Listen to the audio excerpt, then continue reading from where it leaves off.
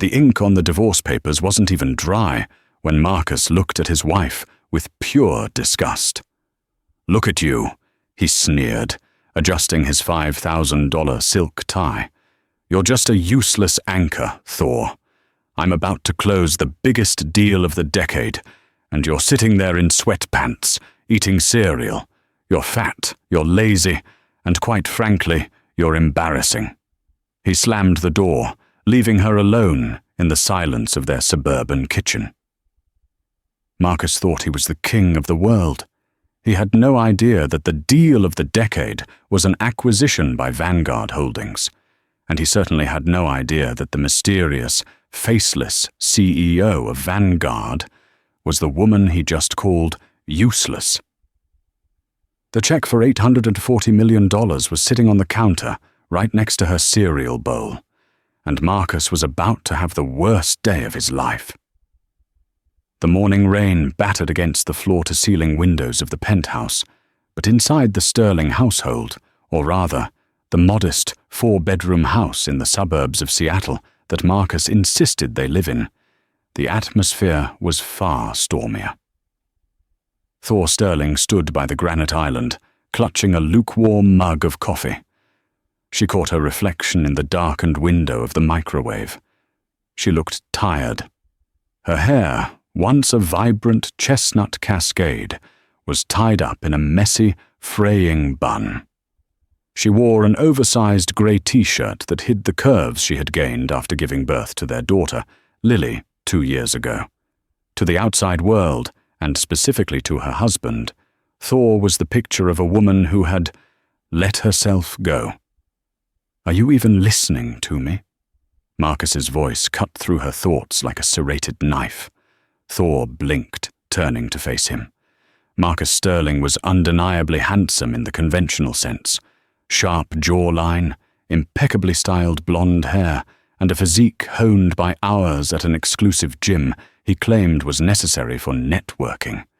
He was standing by the hallway mirror, obsessively adjusting his cufflinks. "I heard you, Marcus," Thor said softly. Her voice was raspy from lack of sleep. She had been up until 4 a.m., reviewing merger contracts with her legal team in Zurich. "You need the grey suit dry-cleaned by tomorrow."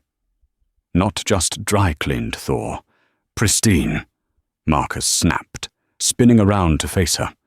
His eyes scanned her body, his lip curling in a familiar expression of disdain.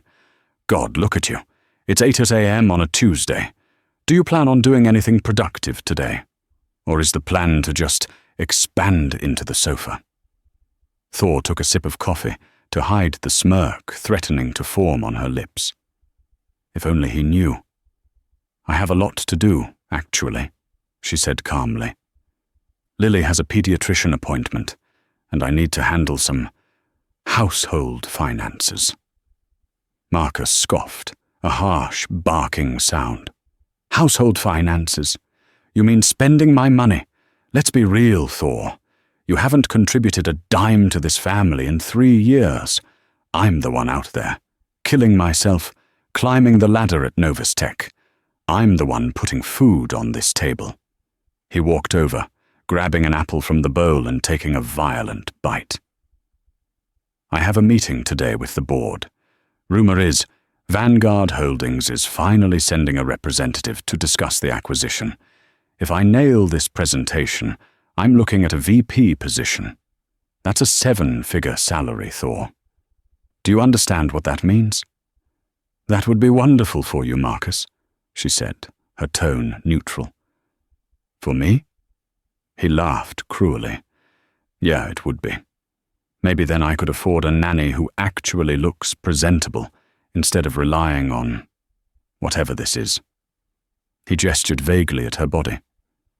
"You used to be stunning, you know, when we met. Now, you're just heavy. Useless and heavy." The words landed with a dull thud. Years ago, they might have made her cry. They might have sent her running to the bathroom to sob into a towel. But today? Today was October 14th. Today was the day the embargo lifted. Thor looked him dead in the eye. "Be careful, Marcus. You never know who's watching or who's signing your paychecks. You're delusional, he muttered, checking his Rolex, a watch she had bought him anonymously for his birthday, though he thought it was a corporate gift. I'm leaving. Don't wait up. I'll probably be celebrating with the team. Real winners. He grabbed his leather briefcase and stormed out the front door. The house shook slightly as he slammed it. Thor waited 10 seconds. She listened to the roar of his leased Porsche Macan fading down the driveway. The moment the silence returned, Thor's posture changed. The slump in her shoulders vanished. She walked over to the pantry, pushed aside a box of generic cornflakes, and pressed her thumb against a biometric scanner hidden behind the shelf. A click echoed, and a small panel opened, revealing a secure encrypted laptop and a burner phone. She picked up the phone and dialed a number, saved simply as J. Status, she said. Her voice was no longer soft and submissive. It was cold, commanding, and sharp as diamond. Julian here, the voice on the other end answered immediately. Julian Vance was her chief operating officer, and the only person in the world, aside from her lawyer, who knew the truth. The board of Novus Tech is assembling at 10 a.m. They believe they are meeting a proxy for the COO of Vanguard. The paperwork for the $840 million acquisition is ready for counter-signature. And the specific clause I requested? Thor asked, walking into the living room and opening the laptop. Clause 14b. It's in there, Julian confirmed, sounding amused. The Ethical Leadership Retention Clause. It gives Vanguard total discretion to terminate any executive staff at Novus Tech immediately upon acquisition, without severance, if they fail a moral character assessment. Good, Thor typed in a complex password, bringing up a live feed of the stock market. Vanguard Holdings was trading up 4%. Her net worth had increased by $12 million, while Marcus was screaming at her about dry cleaning. Are you coming in? Julian asked.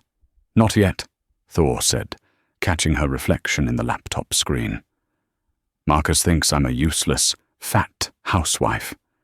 I think I need to play the part a little longer.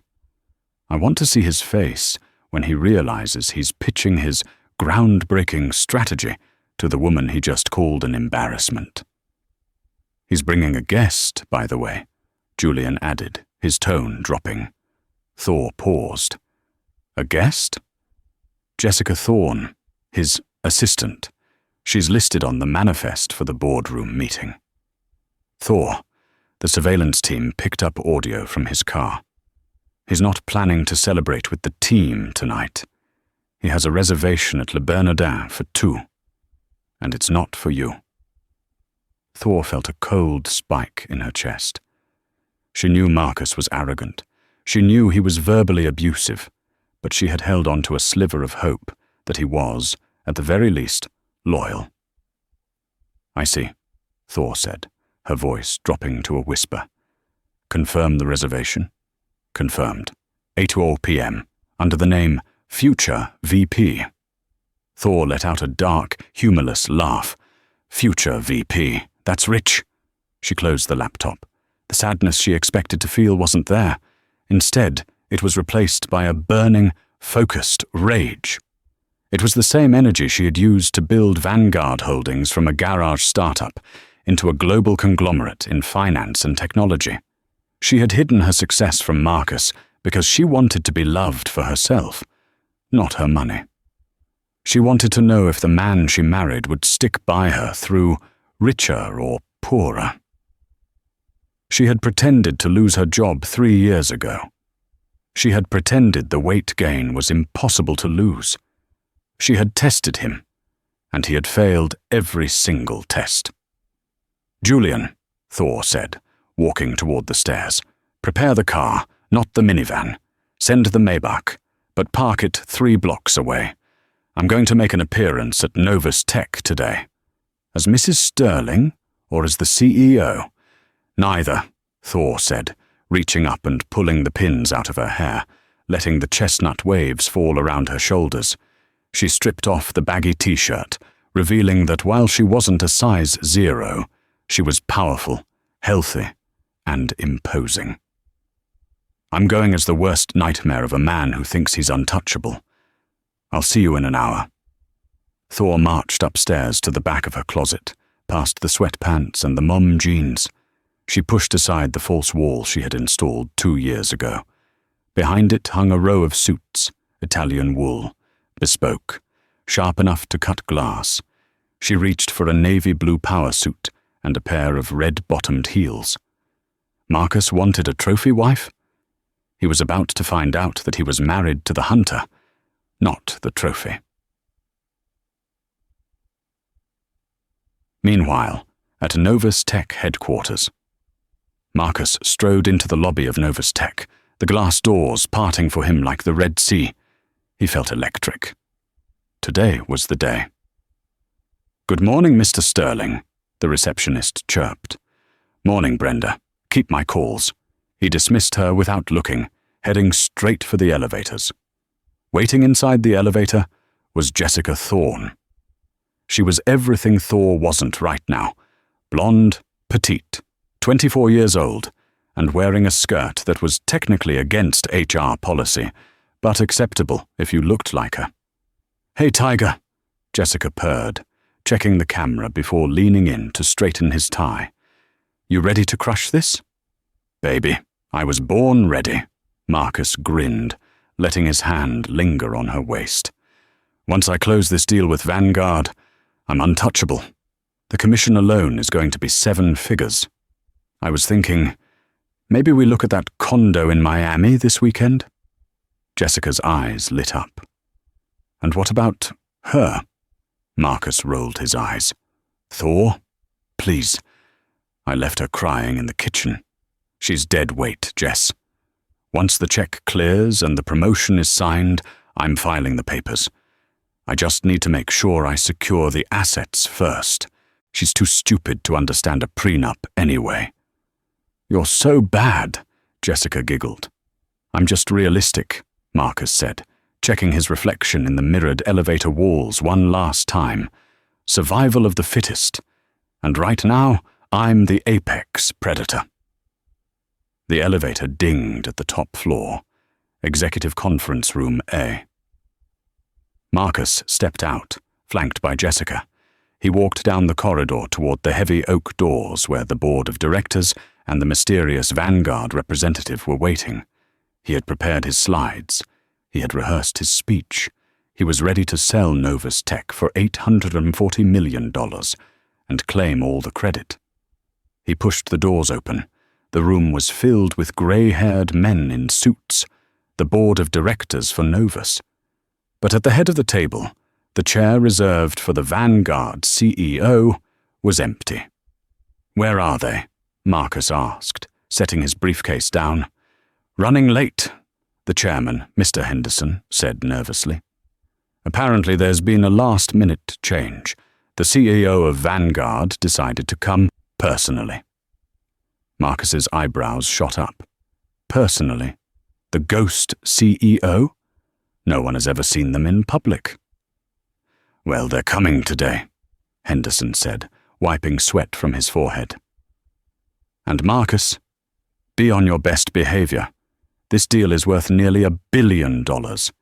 If you screw this up, you won't just be fired, you'll be blacklisted from the industry." "Relax, Henderson," Marcus smirked, plugging his laptop into the projector. "I can handle anyone. I can charm a snake out of a basket. Whoever this CEO is, they're going to be eating out of the palm of my hand." At that exact moment, the heavy double doors at the back of the room didn't just open. They were thrown wide. The sound of sharp, rhythmic clicking echoed on the marble floor. Click, click, click. Every head in the room turned. Marcus froze. He recognized the silhouette.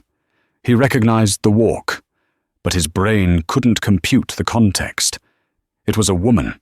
She was wearing a navy blue bespoke suit that screamed money. Her hair was blown out in fierce waves. Her makeup was flawless. She radiated a level of power that made the air in the room feel thin. She walked straight to the head of the table, threw a leather folder down with a heavy thud, and turned slowly to face the room. Marcus's jaw dropped. His heart hammered against his ribs. The woman took off her sunglasses, revealing piercing green eyes that bored straight into his soul. "Gentlemen," Thor Sterling said, her voice smooth and dangerous, "I apologize for the delay. I had to take out the trash before I left the house." She looked directly at Marcus. "Shall we begin?" The silence in Executive Conference Room A was so absolute that the hum of the air conditioning sounded like a jet engine. Marcus stood frozen, his hand still hovering over his laptop. His brain was misfiring, struggling to reconcile two completely contradictory images. One was the image of Thor from 2 hours ago, baggy t-shirt, messy bun, smelling of baby formula and old coffee.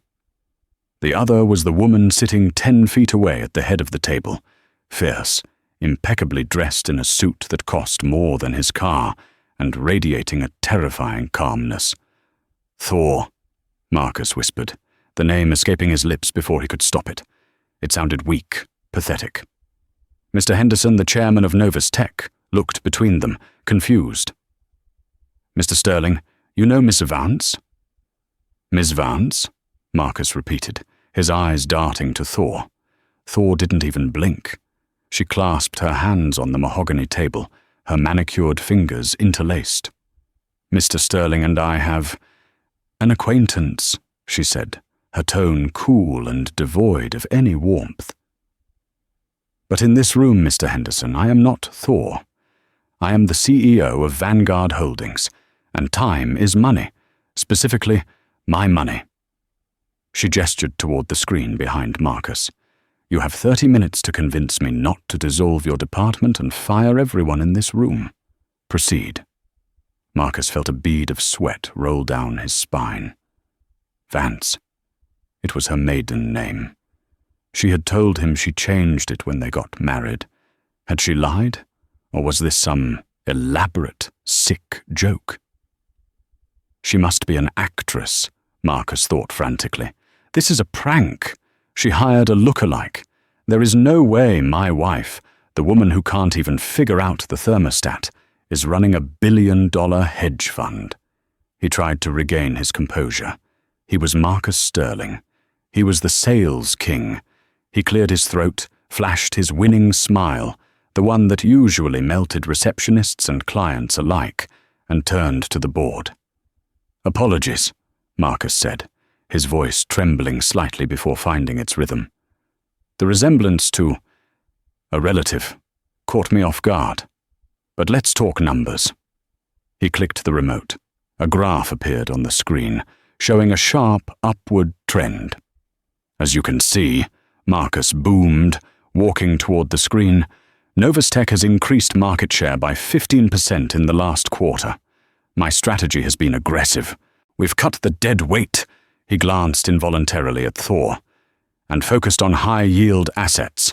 If Vanguard acquires us, I propose a restructuring of the sales division. We cut the bottom 20% of the staff, automate the client intake, and save $3 million a year in salaries." He looked at Thor, expecting her to be impressed. He knew she was thrifty at home, always clipping coupons. Surely she'd love cost-cutting. Thor leaned forward, her eyes narrowing. She didn't look at the screen. She looked at him. "You propose firing 40 people to save $3 million?" she asked. "Efficiency is key, Ms. Vance," Marcus said, emphasizing her false name with a hint of sarcasm. "Interesting," Thor said. She opened the leather folder she had thrown on the table. She pulled out a single sheet of paper. "Because according to my due diligence, your aggressive strategy cost the company 5 major clients last month. You pushed for higher fees, and they walked to our competitors. You didn't increase market share, Mr. Sterling. You inflated the projected earnings by counting deals that haven't closed yet. The room went deadly silent. Mr. Henderson turned pale. "Is that true, Marcus?" Marcus stammered. Those deals are practically done. Verbal agreements." "A verbal agreement isn't worth the paper it's not written on," Thor snapped. "And speaking of dead weight, let's talk about your expense account." Marcus froze. Thor picked up another document.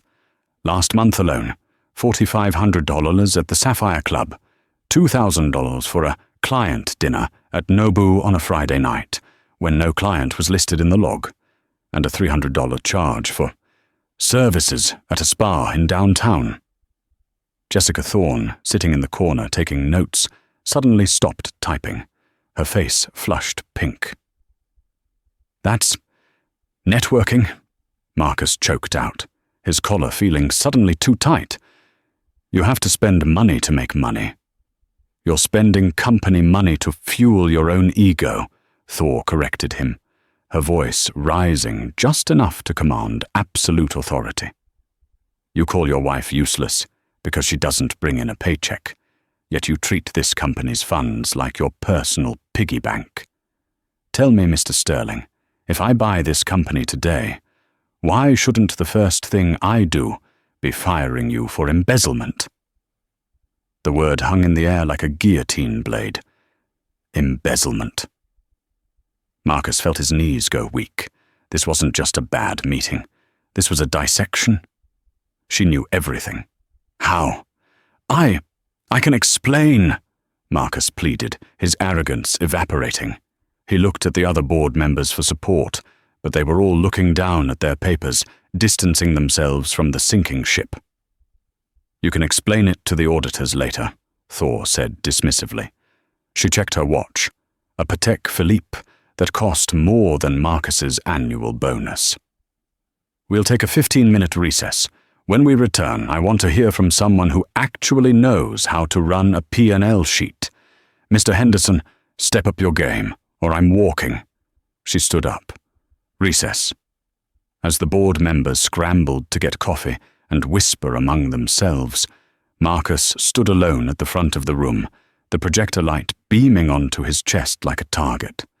He watched his wife, no, this stranger, walk out the door. He needed answers. And he needed them now.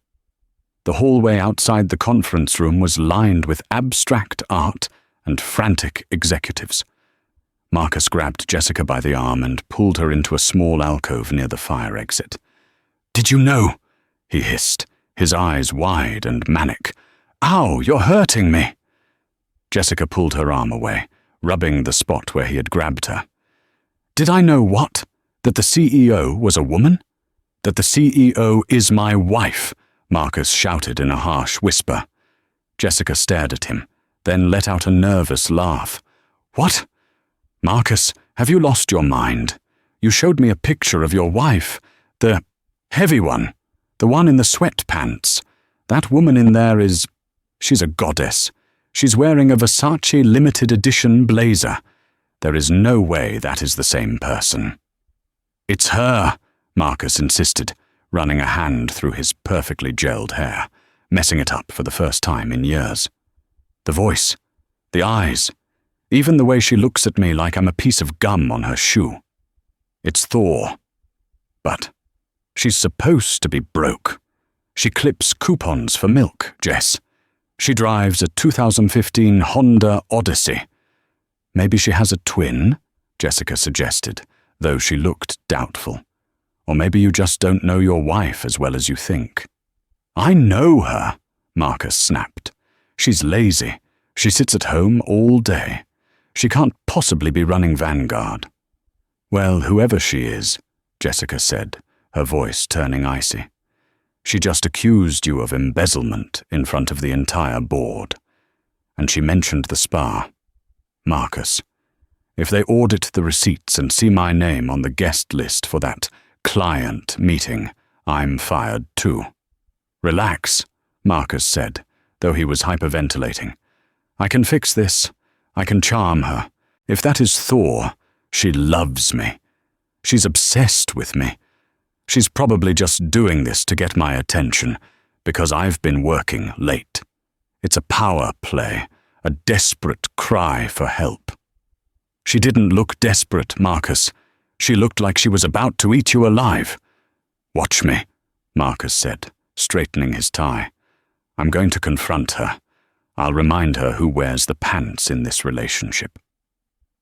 While Marcus stormed off toward the VIP lounge, where the Vanguard team was holding court, Jessica headed for the ladies' room to reapply her lipstick and calm her nerves.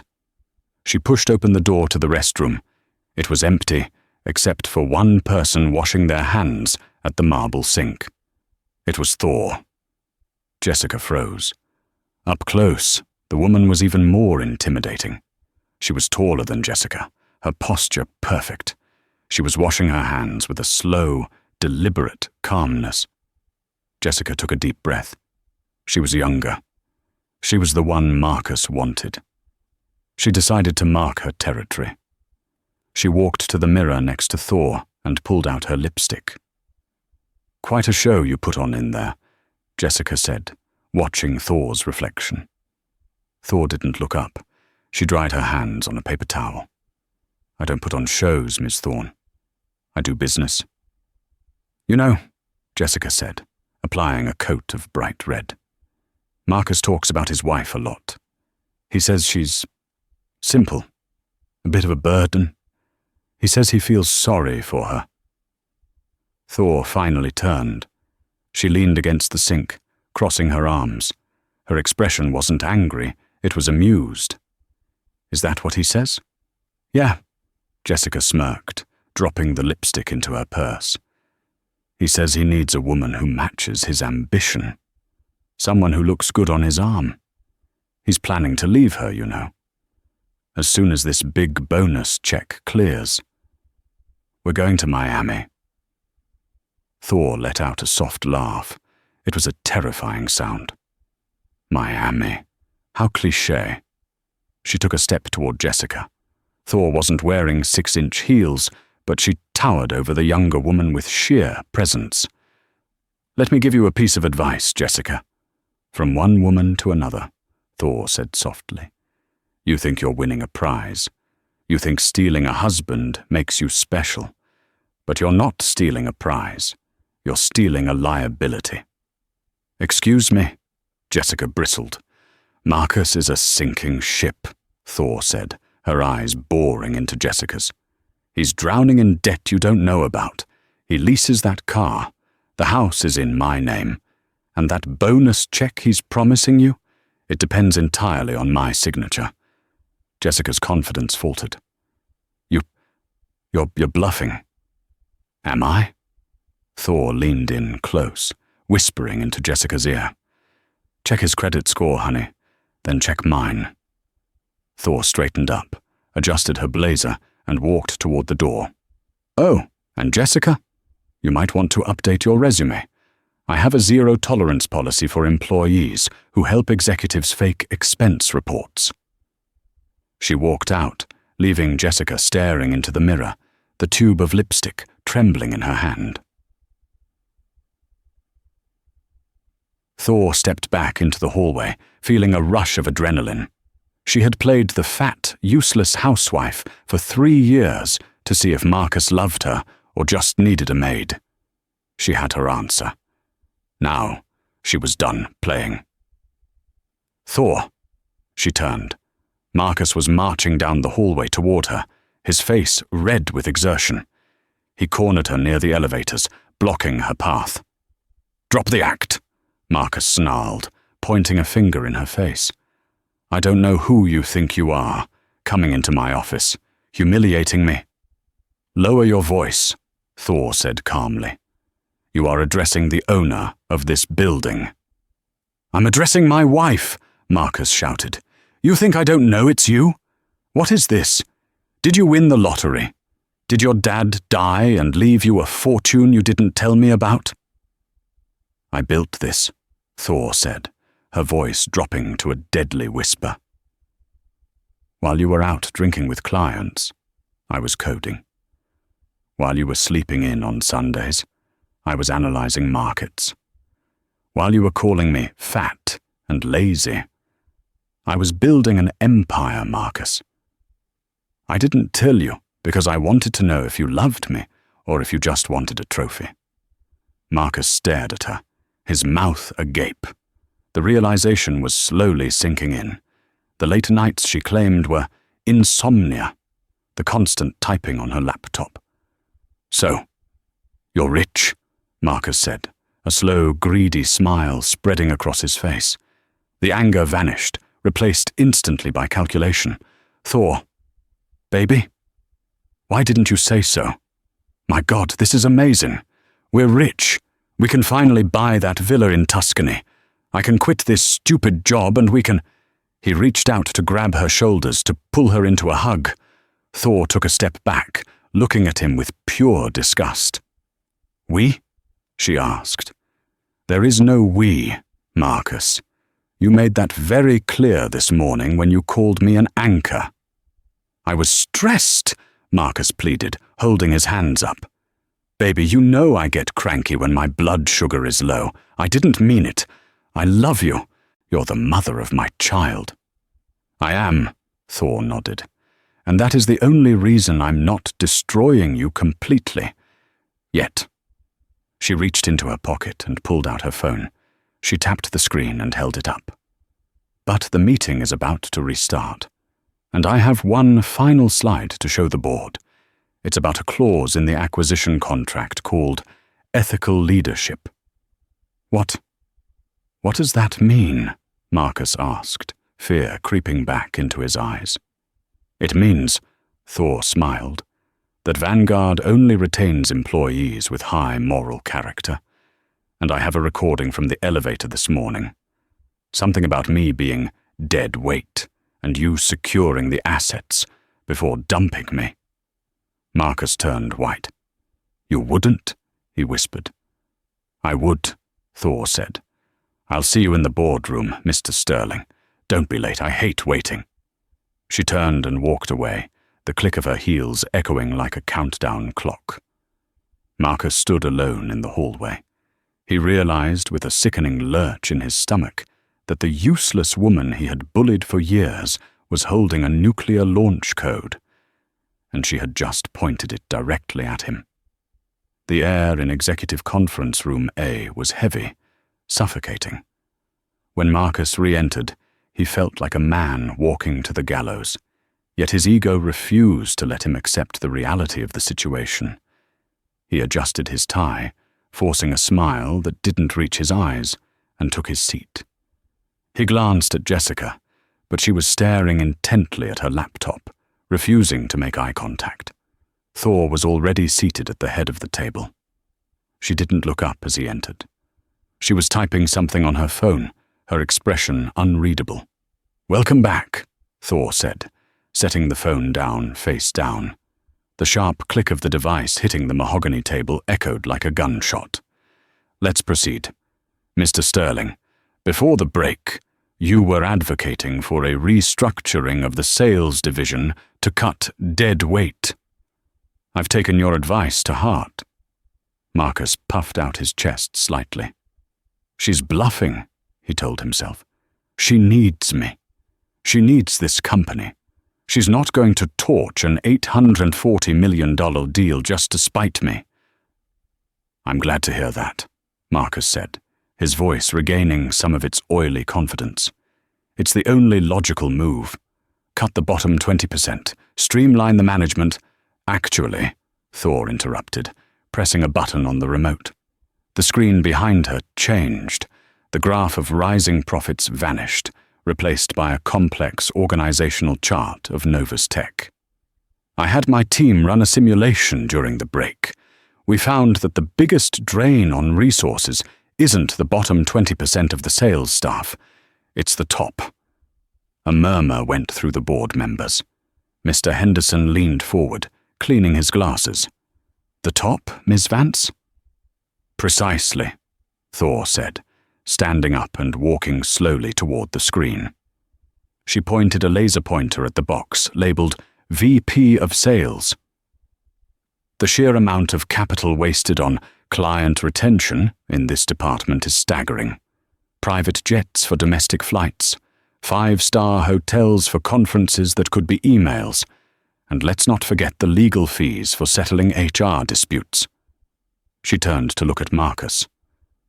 We found 3 settled harassment complaints in the last 2 years. Sealed, of course, but Vanguard has very good lawyers.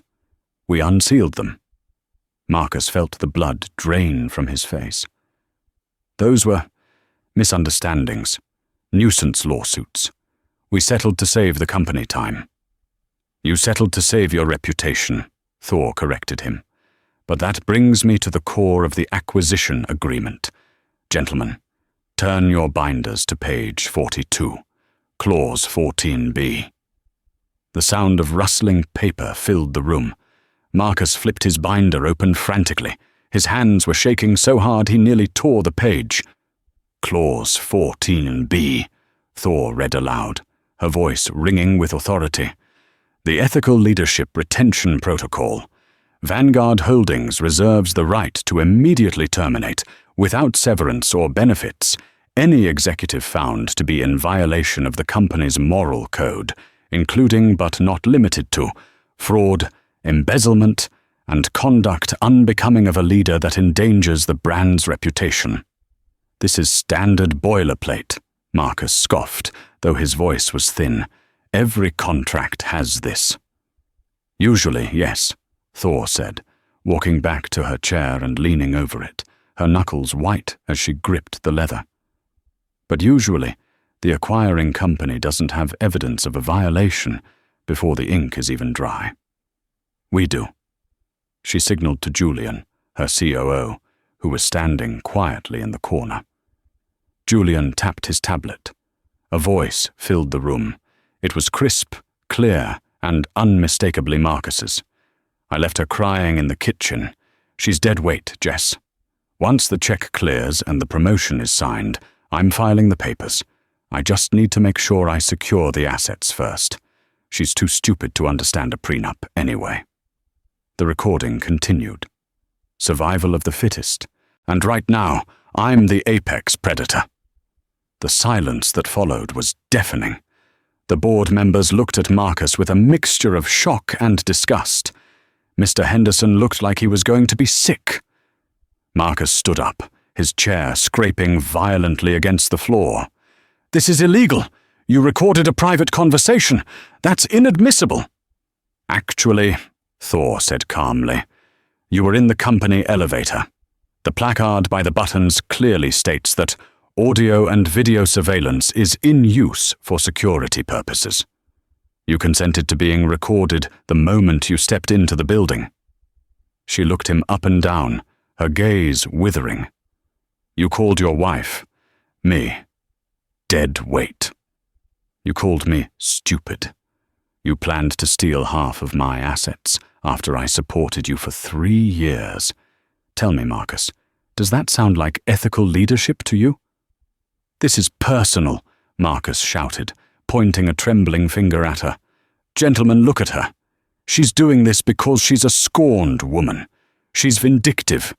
You can't let her tank this deal because of a marital dispute. I am the best asset this company has. You are a liability, Thor said, and the deal is still on the table. But there is a condition. She turned to the board. I will sign the check for $840 million today. I will acquire Novus Tech. The stock price will triple. Everyone in this room will be very, very rich. She paused for effect. Everyone, except him.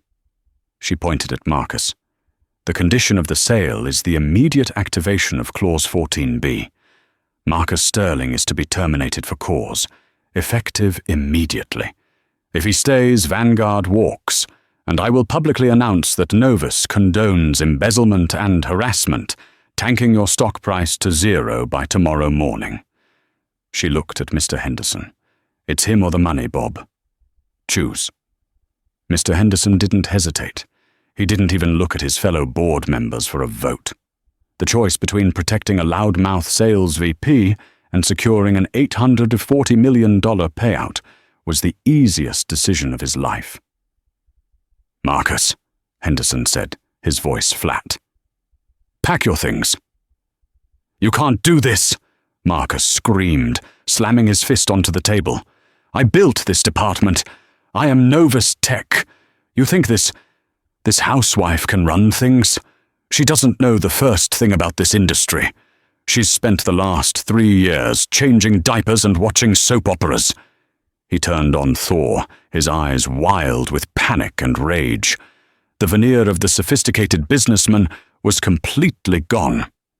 He was a cornered animal. "You think you've won?" he spat at her. "You're nothing without me. Who kept the lights on while you were playing start-up in the garage? Me. I gave you a life. You owe me." "I owe you nothing but a divorce lawyer's bill," Thor replied, her voice dangerously calm. "And as for not knowing the industry, who do you think bought your biggest competitor last year? Who do you think engineered the algorithm Novus uses for data mining? That was me, Marcus. I wrote the code while you were asleep.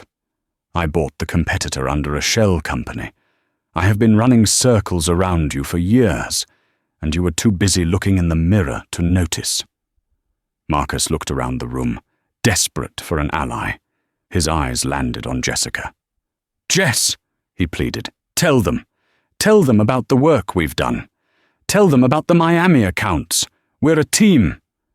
Jessica Thorne slowly stood up. She looked at Marcus, then at Thor. She saw the power dynamic clearly. Marcus was a sinking stone. Thor was the ocean. "Mr. Sterling," Jessica said, her voice shaking slightly but gaining strength, "I have no idea what Miami accounts you're referring to. But if you're talking about the accounts you asked me to falsify last week to hide the losses in the Asia sector, I kept the emails where you ordered me to do it." Marcus gasped. You traitorous little—" "I was afraid for my job," Jessica said, turning to Mr. Henderson with wide, innocent eyes. "He threatened to fire me if I didn't cook the books. I have all the documentation on my laptop." "You liar!" Marcus lunged toward her. "Security!" Thor's voice cracked through the air like a whip. 2 large men in dark suits, who had been waiting just outside the doors, burst into the room. They grabbed Marcus by the arms before he could reach Jessica. "Get your hands off me!" Marcus thrashed, his face purple. "Do you know who I am? I am the VP of Sales." "Not anymore," Thor said. She walked around the table until she was standing right in front of him. She signaled the guards to hold him still. She looked him in the eye. The man who had belittled her that morning, who had called her fat and useless, was now held restrained like a common criminal. "You called me useless," Thor said softly, so only he could hear. "You said I was an embarrassment. But look at us now, Marcus. I'm about to close the biggest deal of the decade. And you're unemployed, you're about to be investigated for fraud, and you're going to lose everything." "Thor, please," Marcus whimpered, the fight suddenly draining out of him as the reality hit. "Please, think about Lily. Think about our family. Don't do this." "I am thinking about Lily," Thor said coldly. "I'm ensuring she doesn't grow up thinking it's normal for a man to treat a woman like trash. I'm setting an example." She reached out and straightened his crooked tie one last time. "Get him out of my building." The guards dragged Marcus toward the door.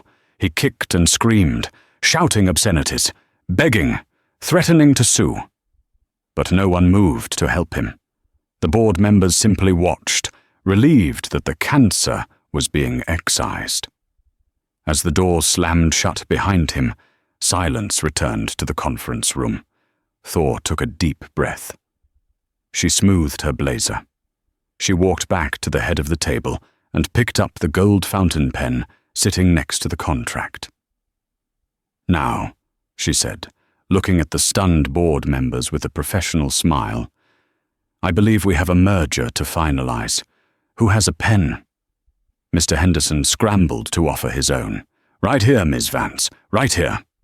Thor signed her name, Thor Vance, with a flourish. "Gentlemen," she said, closing the folder. "Welcome to Vanguard. Things are going to be different around here, starting with the coffee. It's terrible." She turned to Jessica, who was still standing, looking terrified. "Ms. Thorne," Thor said. Yes, ma'am," Jessica squeaked.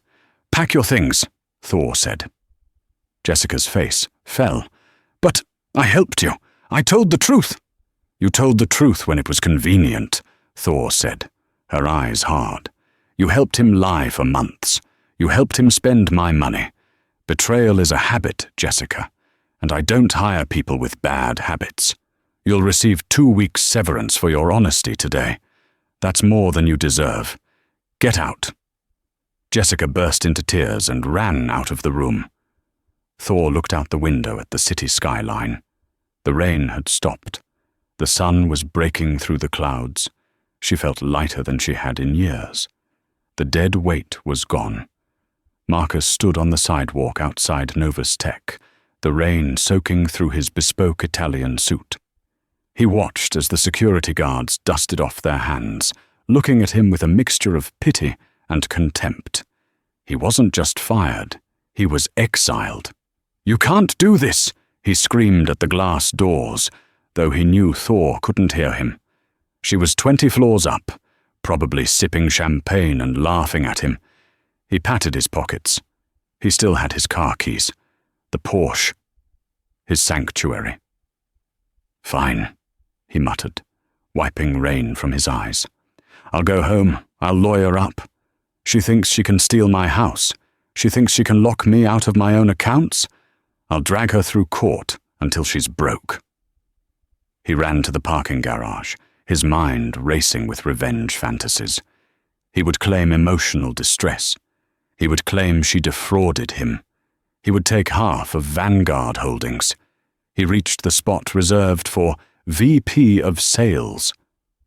The Porsche Macan was there, but so was a massive tow truck.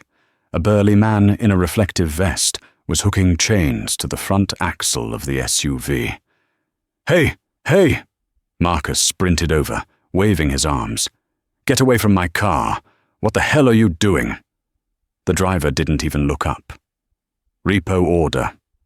Bank called it in about 20 minutes ago. Lease has been terminated due to... Let's see here." He checked a clipboard. "Insolvency and investigation of fraud." "Fraud?" Marcus choked. "I haven't been convicted of anything. This is a mistake. My wife owns the company." "Look, buddy." The driver spat a wad of gum onto the concrete. "The order came from the leasing company. The guarantor on the lease pulled their backing. That means you got no credit. Step aside or I call the cops." Marcus watched in horror as the car, the symbol of his status, the machine he loved more than his own child, was hoisted into the air. "How am I supposed to get home?" Marcus yelled. "Uber's cheap," the driver shrugged, climbing into the cab. 2 hours later, Marcus arrived at his suburban home in a yellow taxi that smelled of stale cigarettes. He had to pay with the crumpled cash in his pocket because his credit card had been declined twice during the ride. He stomped up the driveway. He just wanted a shower. He wanted a scotch. He wanted to scream at Thor until she apologized. He jammed his key into the front door lock. It didn't turn. He jiggled it. Nothing. He tried to force it. The lock was solid. "What the?" He stepped back and looked at the house. The blinds were drawn. It looked dark, empty. "Thor!" he shouted, pounding on the door. "Open this door right now! I know you're in there!" "She's not!"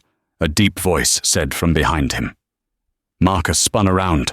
A man in a sharp black suit was standing on the lawn, holding a thick manila envelope. It wasn't Julian. It was a process server. "Who are you?" Marcus demanded. "Get off my property." "It's not your property, Mr. Sterling," the man said calmly. "It never was. I paid the mortgage on this house for 3 years, Marcus lied. My name is on the deed. The man handed him the envelope. Actually, if you check the deed, the house is owned by the Lily Trust, a holding company managed by Vanguard. You were listed as a permitted occupant. As of 11 a.m. today, that permission has been revoked. Marcus ripped the envelope open. Inside was a restraining order, divorce papers, and a notice of eviction. This is insane, Marcus whispered, his hands shaking. I live here. My clothes are in there. My watch collection. Your personal effects have been boxed and placed in the storage unit on Route 9, the man said, pointing to a key taped to the paperwork. Except for the items purchased with the company credit card. Those have been seized as evidence for the forensic audit. Evidence? For the embezzlement trial, the man clarified. Ms. Vance is pressing charges, grand larceny, falsifying business records. It's quite a list, Marcus. If I were you, I wouldn't worry about where you're sleeping tonight. I'd worry about finding a lawyer who accepts pro bono cases, because all your joint accounts have been frozen. Marcus looked at the house one last time. It was the only thing he had left. And now, he realized, he had been a squatter in his own life. Thor had owned the roof over his head, the car he drove, and the job he worked, and he had called her useless. The rain started up again, a cold, miserable drizzle. Where is she? Marcus asked, his voice breaking. Where is my daughter?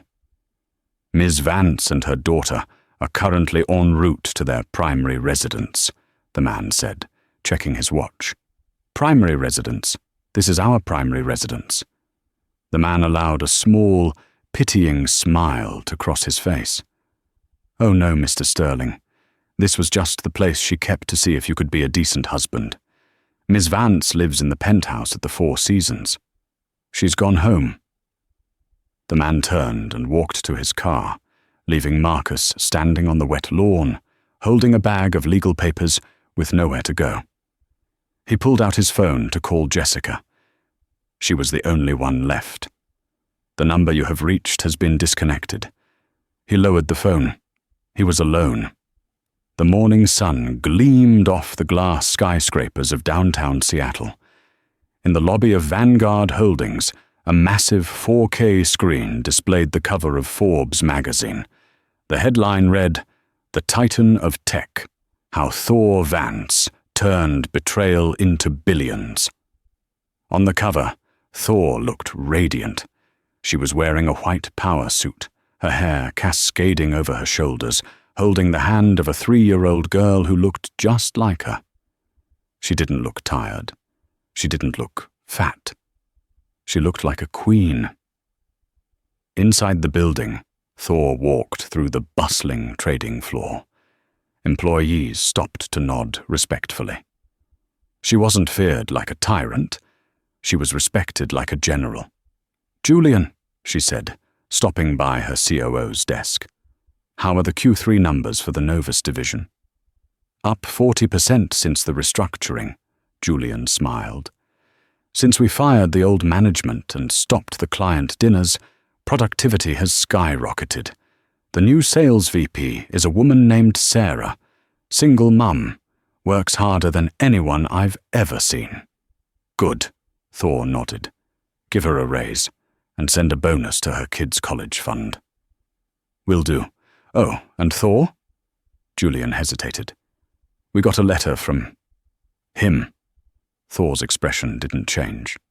"Marcus? He's asking for a settlement again. He says the legal fees are drowning him. He's offering to sign away his parental rights if you drop the fraud charges." Thor took the letter. She didn't open it. She walked over to the shredder and fed it through. The machine whirred, turning Marcus's desperate plea into confetti. "He doesn't get to bargain," Thor said softly. "He made his bed. Now he has to lie in it. Or in his case, sleep on his brother's couch." "Understood," Julian said. "I'll tell the lawyers to proceed with the trial." Thor looked out the window. She felt a twinge of sadness, not for Marcus, but for the time she had wasted trying to be small so he could feel big. She had learned her lesson. Never shrink yourself for someone who refuses to grow. Meanwhile, 10 blocks away, the lunch rush at Burger Barn was in full swing. The smell of grease was overwhelming. "Order 42, double cheeseburger, no pickles." Marcus Sterling wiped sweat from his forehead with the back of his hand. He was wearing a paper hat and a polyester uniform that was 2 sizes too small. His face was gaunt, his eyes surrounded by dark circles. "I said no pickles!" The customer, a teenager in a varsity jacket, yelled at him. "Can't you read, old man?" "I'm sorry, sir," Marcus mumbled, his voice hoarse. "I'll fix it." He took the tray back, scraping the pickles off with a plastic fork. A year ago, he was ordering bottles of Dom Perignon at Le Bernardin. A year ago, he was telling his wife she was an embarrassment. Now, he was living in a studio apartment above a bowling alley. His friends from the old days had blocked his number the moment the scandal broke. Jessica was gone. Rumor had it she moved to LA to find a new sugar daddy, and no reputable company would hire him with an active embezzlement investigation hanging over his head. He handed the tray back to the teenager. "Hey, look at the TV!" the kid shouted to his friends. Marcus looked up at the screen, mounted in the corner of the restaurant. It was a news segment on CNBC. And today, stock in Vanguard Holdings hit an all-time high following the announcement of their new philanthropic initiative, the anchor said. CIO Thor Vance was quoted saying, "Success is the best revenge, but happiness is the best success." The camera zoomed in on Thor. She was laughing, looking straight into the lens. Marcus stared at the screen. He remembered that laugh. He used to hear it every day. He used to own the heart of the woman who owned the world. "Hey, buddy!" the manager shouted from the back. "Stop daydreaming! The fryer is beeping! Move it!" Marcus flinched. He looked at the screen one last time, then looked down at his greasy hands. "Yes, boss," he whispered. "I'm moving." He turned back to the fryer, the heat blasting him in the face, as the woman he called useless continued to conquer the world without him. Marcus Sterling learned the hard way that you should never judge a book by its cover, especially when that book holds the deed to your house and the keys to your future. He mistook Thor's silence for weakness and her kindness for stupidity. He thought he was the king of the castle, only to find out he was just the jester. In the end, Thor didn't just take his job, she took his dignity, leaving him with nothing but the memory of the incredible life he threw away with both hands. What do you think? Did Marcus deserve his fate, or was Thor too harsh? Let me know in the comments below. If you enjoyed this story of karma and revenge, make sure to hit that like button, share this video with a friend who needs some drama, and subscribe for more stories where the underdog takes it all. Thanks for watching.